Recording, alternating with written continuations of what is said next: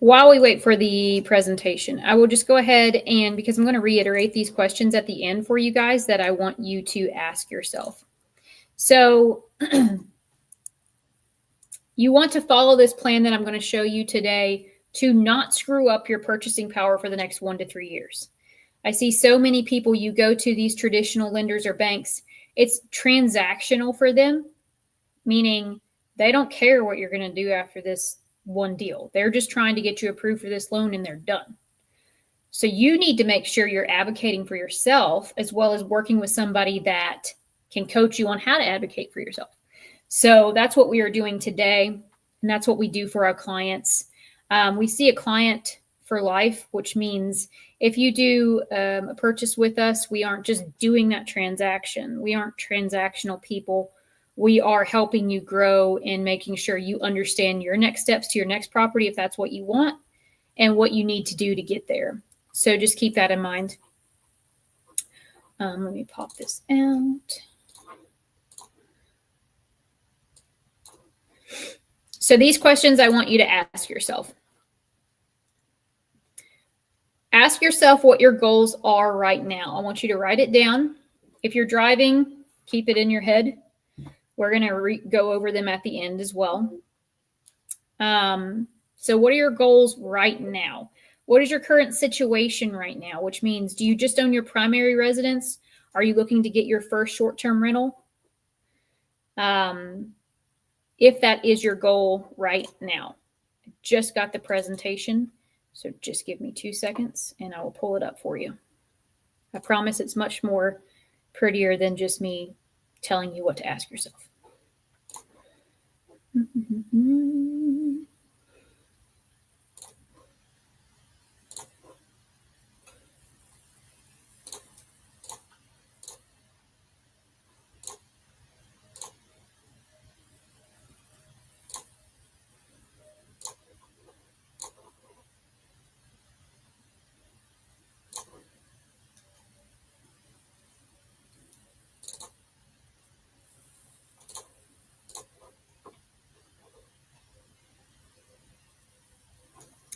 Processing. Ashley, if this is being recorded, yes, this is live. And so as soon as it stops being live, it will have the replay for you to rewatch and whenever you need to. Okay, here we go. So ask yourself what your goals are right now. Write it down. We went over that one. There's so many avenues unique to you personally. And we're going to dive into all of the kind of scenarios that can happen with that. Second step, ask yourself what your goals are for the next 1 to 2 years. Write it down. Why I'm asking you to write it down is because I don't know if you realize it. Sometimes I have goals and I won't write them down because it's easier. Once it's written down, it's like, oh gosh, it's written down. I can't fail at this, and I don't like failing at things. And so that's a little daunting for me. But the reason why I want you to write it down is to keep that in your mind, not because you may be scared you can't attain it, but because you need to do that in order to see what your next step is. You cannot know what your next step is if you don't know first what your current goal is, what your next goal is, so on and so forth. Third step. So second step, write it down where you want to be in 1 to 2 years.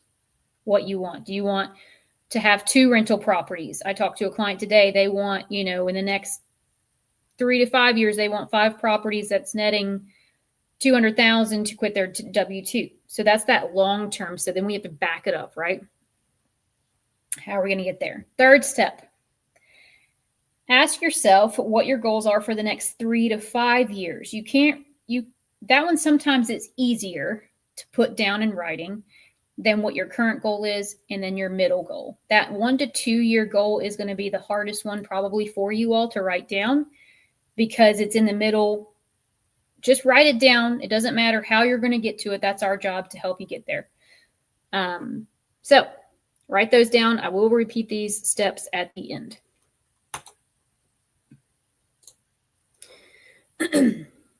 So these are the general scenarios that I see. Lloyd, did you want to add anything before I move on to this slide? for the steps?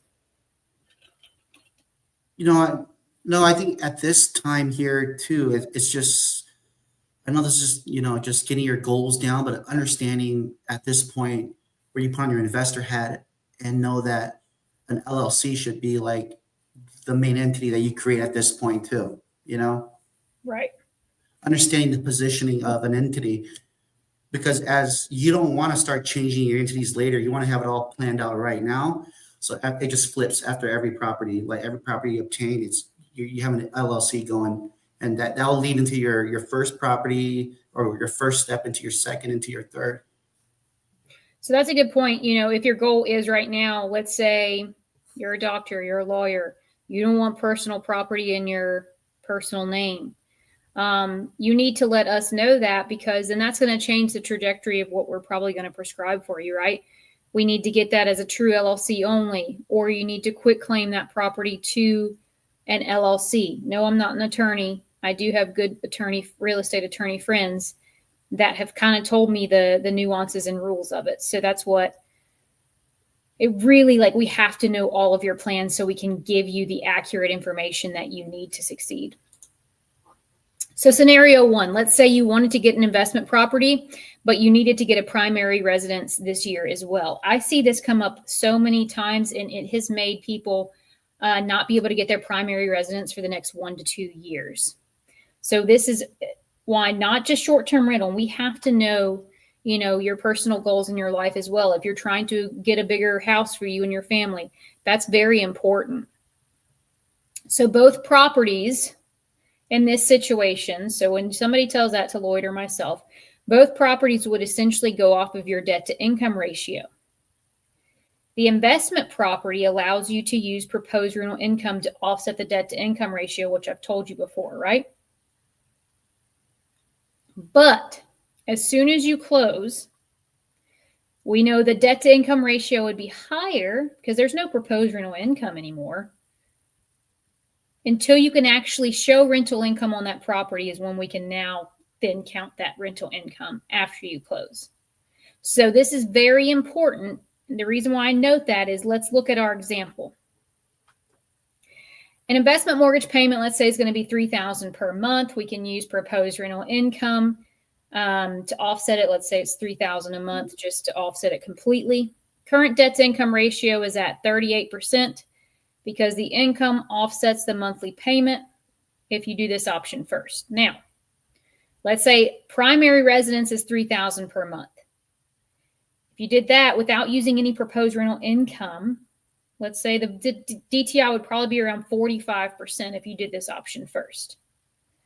So without using proposed rental income, let's throw that out the window. Whatever property you get, your debt to income without proposed rental income would probably be around 45%. If you did the investment property first and then went and got your primary residence, you would not qualify in that order, because you can't now show any rental income after you've closed. You don't have any history of it yet. And now you're essentially trying to take on 2 mortgages off of your personal debt to income ratio. But if we look at the solution, if we know that that's your goal, we're going to say, okay, we have to do the primary residence first. Again, let's say that debt to income ratio hits 45% for your primary residence. That's fine. You're closed. You're in your new home. Now we get an investment property. Why? Go back to that first sentence. We use proposed rental income to offset that mortgage payment. So guess what? Your debt to income ratio is the same as it is right now with getting another property, because we're utilizing that proposed rental income. So your current debt to income is 45%. Using proposed rental income to offset that mortgage payment, guess what? There's no extra debt if we're canceling out a debt. So your new debt to income ratio is still at 45%. Do you see now why it's so important to structure your deals with the right lender to make sure that they understand your personal situation and what needs to happen?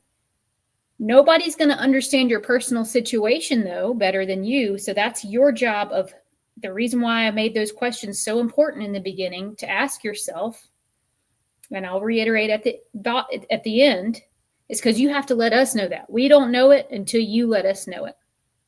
So you have to be very in tune with your goals. Lloyd, have you seen where people have come to you and they're like, hey, I really screwed up. I did get an investment property first, but I wanted a primary residence. The lender didn't tell me anything otherwise. I've seen that happen a lot. Oh yeah, all the time. Because the net rental income, it's hitting you with the whole payment. There's no offset on the income. Yeah. So now your DTI goes from 45 for an example to now you're over like 75.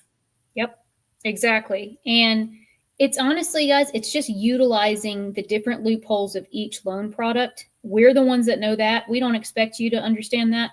I coach you as much as I can on it. All we are asking from you is to know your goals, and we will paint that financial roadmap for you for the next 1 to 3 years. I see questions in the chat. As always, guys, on these, I'm going to do a Q&A at the end. If you feel you need to put your question in now, by all means, go ahead and I will get to them at the Q&A. Or you can wait to put them in. But if you feel like you're going to forget, go ahead and put those in the chat now, and we will answer those at the end. Scenario 2. So that scenario 1 was, somebody needing a primary residence, so on and so forth. Let's say you already have a primary residence and you want to buy your first short-term rental. If your debt to income qualifies, you would want to get in probably with a lower down payment option first, such as a vacation home loan, as your debt to income ratio will continue to increase until you can show rental income on your tax return. So a lot of people are just getting started. I do usually recommend a vacation home loan if it's their first time. Here's why. No, it's not against the rules to rent out your vacation home loan when you're not occupying it. I truly believe if you're first getting started with this, you need to vacation at the property you are purchasing. One, it gets you to know the area so you can be a better host for your property and become a super host and things like that on Airbnb. 2, you're just getting your feet wet. You may realize you hate hosting and being an Airbnb investor and dealing with people that are drunk at your house. I don't know. So this way, it's like a lower cost of entry. You're not putting all your savings or eggs in one basket, and you're still gaining that experience. And that way, as your debt to income ratio increases from these properties until you can show rental income, you're still at a lower entry point, basically price-wise, on your first short-term rental until you're then ready to move on to your next. You're probably going to be ready to move on to your next once your first one starts making some income and some more cash flow for you. And that way you have more cash saved up to put down on another property. First property, then for you, I'd say vacation home loan. Second property, I'd say investment loan. You can do 15% down minimum on conventional. So if your debt to income ratio, again, you qualified for that second home loan, guess what? You're going to qualify for an investment home loan too, because we are, again, going to use proposed rental income to offset your monthly mortgage payment, and your debt to income ratio would be the same. So if you were at a 45% DTI, debt to income ratio on that vacation home loan, your next one will most likely be a 45% DTI as well when we're using proposed rental income. This way, again, you are doing the loan that hits your debt to income ratio the most, which is a vacation home loan because there's no proposed rental income on that. And then doing the loan that allows proposed rental income to offset DTI for your second purchase. Lloyd, what are your thoughts on this? No, I think that's a great strategy. I think the only thing I would definitely add into here, it's not even about acquisition, but understanding if you're already going to buy a second home, understanding the equity in your first home, your primary home. Because from a credit perspective, if you go and obtain a home equity line of credit now, you have because you already qualify for a second home. So if you can get it now while your debt to income is still fresh, they can't take it from you later. Because if you try to get a home equity line of credit later on a primary home, you're more than likely going to be denied because home equity lines of credit are maxed out at 43% debt to income. And so in addition to even before buying the first property, obtain home equity line of credit just so you have it. You don't even have to use it, just so you have it for the access of reserves, for backup, for anything that you need to even refurnish the property. And this goes to answering Ashley's question, the benefits of using a vacation home versus a HELOC. It depends on how you want to do it. Most people do the vacation home. The rates are probably going to be lower than your HELOC, but it's principal and interest. Your HELOC's going to be interest only. So it depends on how you want to do it, but those are two different strategies. But they both have benefits because you can't write off the interest on either or.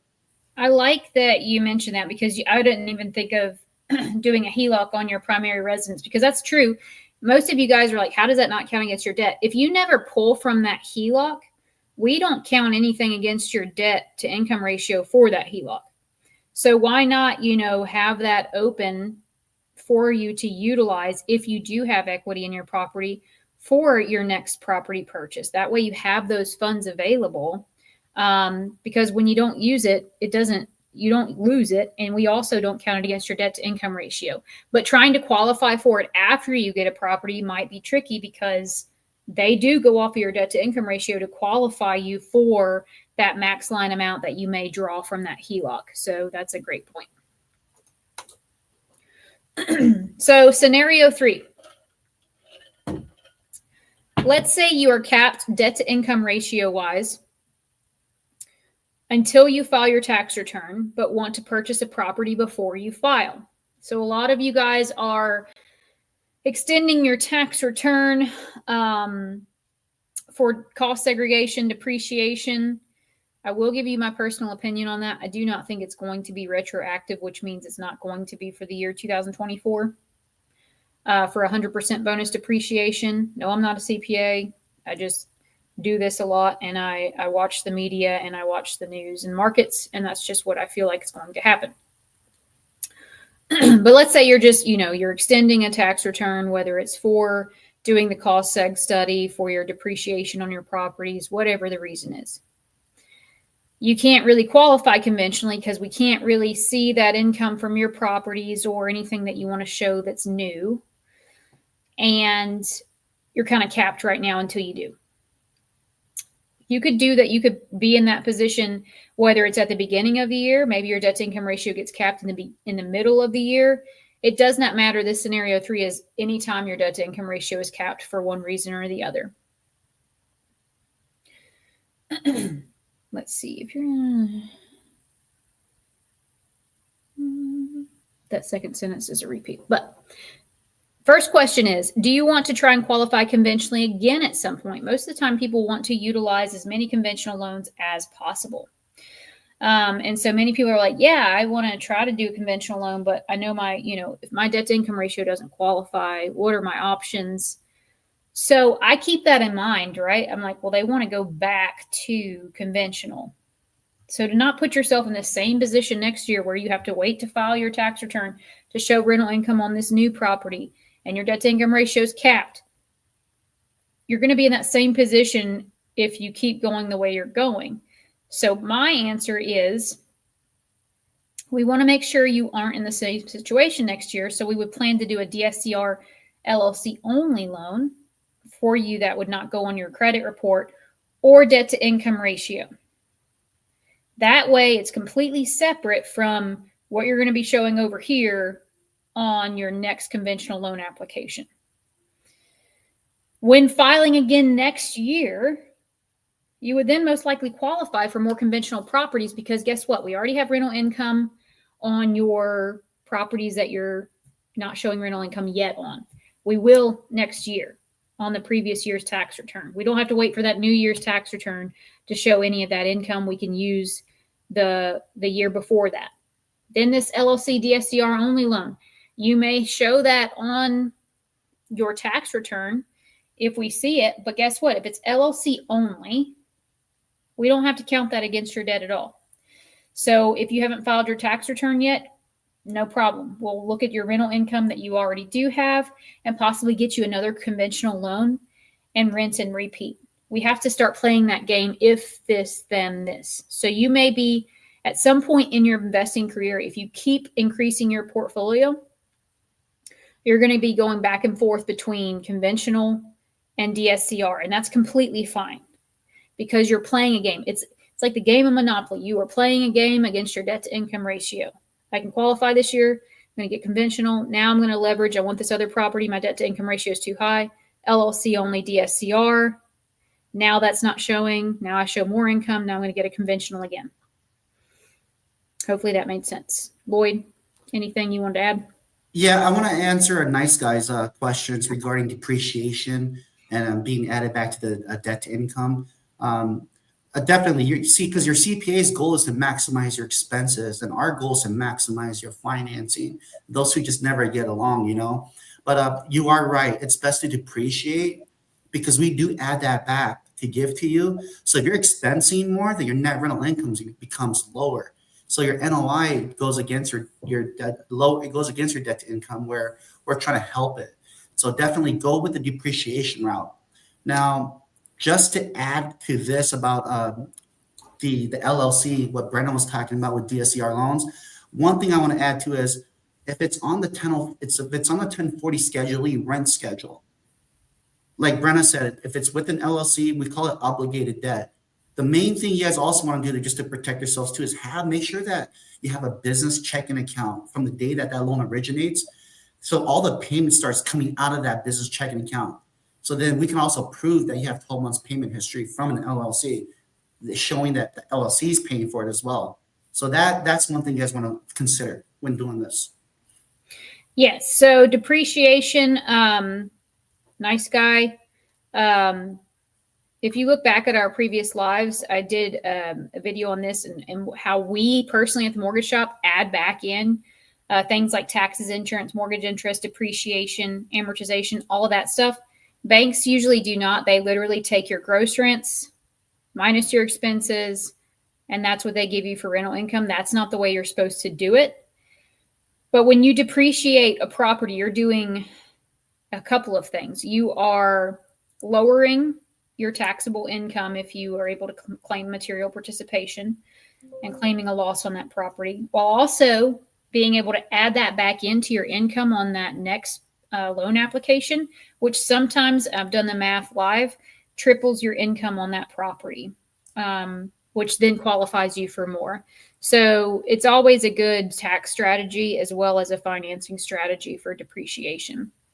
What Lloyd said about, having the payment come from your business bank statement. If the LLC, let's say for some reason you were told by a lender, which there are lenders out there that says it's a true LLC only, then it gets reported to your credit. That's unfortunate. You want to make sure the mortgage statement at least shows the LLC's name. If yours is on there and it reports to your credit, the only way you're able to exclude that from your debt at that point is to show that the LLC is on the mortgage note. You could show that on the mortgage statement or mortgage note. And then they're going to make you show at least 12 months on time payment in a row that the LLC has made that payment. So know the difference between a true LLC only, which means it's LLC only. It's not reporting to your credit. It's in an LLC, versus it reporting to your credit and then just showing the LLC as well. Those are two different things, and you want to get in writing from your lenders that it is a true LLC only, so you don't have to come in contact with that unfortunate situation. Okay, so again, reminder of the questions I wanted you to ask yourself in the beginning.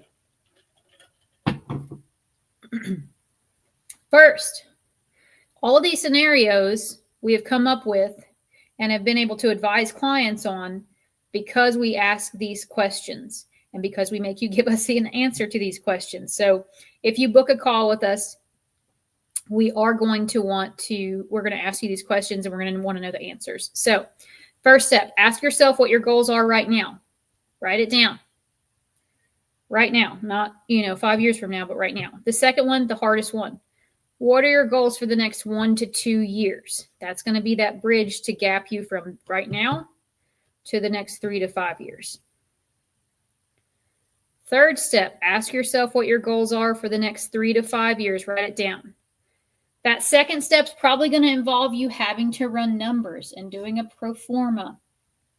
and things like that to understand your goals of what you want to do in the next 1 to 2 years to hit that goal for the next 5 years. We will help you gauge that and tell you kind of what our thoughts are. But we do have to kind of have an initial picture of what you're wanting right now and through the next 2 to 5 years. Send us the information when you are ready to get pre-qualified. So once you have this information and you are ready to take that next step for the right now goal, I want you to send us that information so we can pre-qualify you on your right now goal. And we will walk you through the steps you need to take for the next 1 to 3 years. Our contact information is down at the bottom. It's pretty, so I don't know if you all can see it. Let me make this bigger so you guys can see that right now. But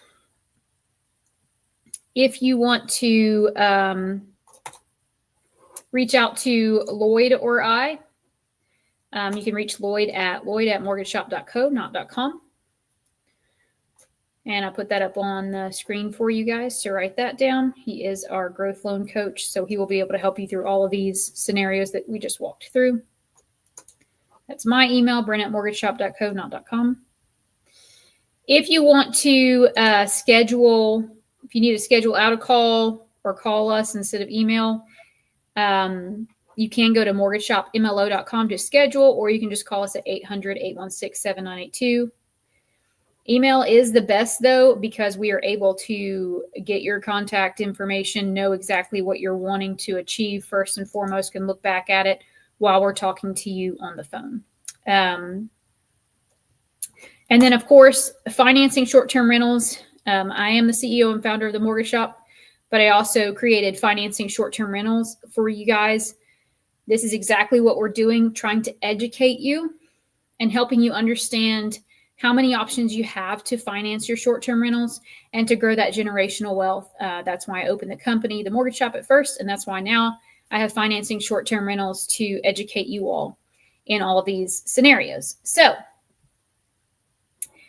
I will hide that, and now I'm going to open it up for Q&A. I'm going to go back to the comments. Ashley, your question, it's a little bit more in depth. I can do a one-on-one with you and explain that because you use the HELOC for a second loan, second vacation home if you like. So I can explain that further too if you like. Yeah, Ashley, feel free to. Kyle, I'll give you a text, Kyle. Huh? What'd you say? Kyle, because he's asking about 10% and the investments in second homes. I'm working with Kyle. I can give him a text in a bit. Yeah, okay. Let's see. Okay, so the depreciation question you asked, I'm going to reiterate that. Yes, we add that back in. Many lenders do not. Be careful with that. Go back to my YouTube live on Schedule E rental income versus Schedule C. Your eyes will be wide opened on that and how it actually should be calculated and what you could lose if it's not filed correctly on your tax return. Is there a rule of thumb on how many properties required to start? I'm assuming your financing journey to get them. No, there's not a rule of thumb. You know, we just start out with one and we go from there. So I want you to have tunnel vision, right? I want you to look at your current goal, and then I want you to look at your middle goal, and then your 5-year goal. And then we start back at one. We don't, fixate on year 5. We have to start somewhere. I'm going to add to that. The main thing you want to do is just start, just get started and then get the snowball effect going. As you guys know, 10 is the max that you can have on a Fannie and Freddie back loan. So just have an idea that, that includes your primary home. So just start so you can start seeing the action and getting involved in the community and seeing the numbers. That's a good point too. So if you call us and say, hey, I'm a W-2 employee, my wife's a W-2 employee, we both make great money, we may try to split you up and qualify you separately, because then you can expand your portfolio from 10 finance properties to 20 finance properties, obviously, if debt to income ratio is not a thing. But that way you're able to expand quickly, more than you would if you were on each other's loans, because those loans 100% count against you. I'm going to answer Kyle's question, Lloyd, for everybody, because a lot of people have this question. What are the down payments percentages on the vacation home loan versus the investment loan? So vacation home loan is a minimum of 10% down. We are actually one of the only ones that have a 10% down up to a $2 million loan amount. So it can go past that conforming conventional loan amount. Once you get to investment only, that is a minimum of 15% down. That's when, though, it opens you up to be able to use proposed rental income. Okay, so that's for everyone. And Ray, our admin, put our contact information in the chats for you all, so you can look at those comments as well. You are welcome, Ramel. Ashley, do me a favor, send me an email, okay? Because I don't have your contact number, and then I can explain it to you from there. Cool. She said sounds good. Any other questions that you all have? Maybe it's your personal scenario, like, hey, this is what I have right now. This is what I'm looking to do. What do you think my next step should be? Feel free to put it in the chat. We also have our Financing Short-Term Rentals Facebook group. That is a group literally ran by us. Any questions in there that you have, I or my team will answer for you personally. We have almost 4,000 members, which is really cool because I didn't think a financing group would have that many people, but we are doing well. So join that. The link is in the comments as well if you want to join that Facebook group. I will give it a few more seconds for anybody to ask any other questions.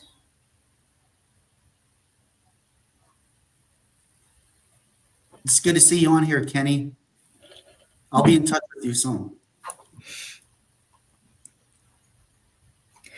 So guys, as you can see, it's not just me. It's not like I'm not just the Wizard of Oz behind the curtain. I have a team of very educated financial coaches behind me.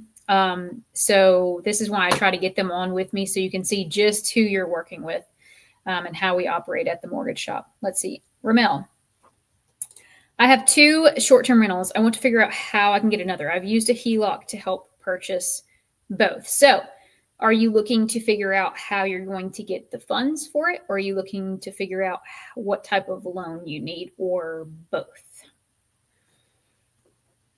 Ashley, do you help with doing a profitable property analysis? So we don't do property analysis for you. Who I would recommend for that is to reach out to STR Insights. They help you do that. They'll be able to find properties for you that are profitable. You can also talk with your realtor in the area. Please work with a realtor that specializes in short-term rentals so they can kind of let you know what that type of property, a 2-bed, 2-bath with a view, usually makes in that area. And those are the 2 people that I would recommend reaching out to. Is a DSCR loan available for a property under a personal name? Yeah, you can get a DSCR loan under a personal name. It just depends on what your goals are. If you can't qualify because, let's say, you don't have 2 years of self-employed income yet, you can do a personal name DSCR. Then once we show 2 years, you're probably going to qualify conventionally again. You can do DSCR LLC only or a personal name as well. Do you take into account retirement funds, 401k, IRA into debt to income ratio? Are you meaning if you borrowed against your 401k, do we count that against your debt to income ratio? No, because it is your own money that you're repaying back essentially from your company. So that doesn't go into your debt to income ratio. If you're asking just for asset wise, like if we count that, we count 401k retirement funds for things like reserves. If you want to pull from your 401k before the age of retirement, we do have to get the terms and conditions of withdrawal. And we also get showing like what your net essentially is going to be after you pull those funds, after you have to pay those penalties. So either way, yes, we can use those. We just have to get the documentation on it. Hey, can I add to that? Yeah. Ramel, because he's asking about DTI.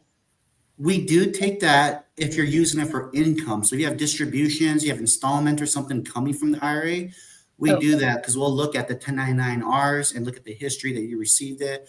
Or if you are 59 and a half or older and you have a big lump sum there, but you have not taken anything out, I've been in situations where I had the financial advisor write me a letter that going forward, the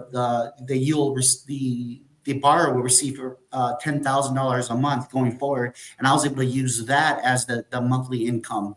So from a debt to income perspective, yes, we can do it. Okay. Yeah. And from an asset standpoint for reserves, yes. Maybe that's what he was asking. Yes. So retirement income, we use that. Social Security income, we use that as well. So great point, Lloyd. Okay, awesome. Well, thank you guys so much for the questions and watching us. And as always, we are here live every Tuesday at 4 p.m. Eastern. And if you have any questions, I'm going to put up Lloyd's contact information, Lloyd at mortgageshop.co, not .com again, if you want to reach out to him. Brenna at mortgageshop.co, not .com again. And then be sure to follow us on Instagram, Financing Short-Term Rentals, and join our Facebook group, Financing Short-Term Rentals. And I will see y'all next week. Thank you so much, Lloyd, for joining us. All right, you're welcome. Have a good one, everyone. Thank you.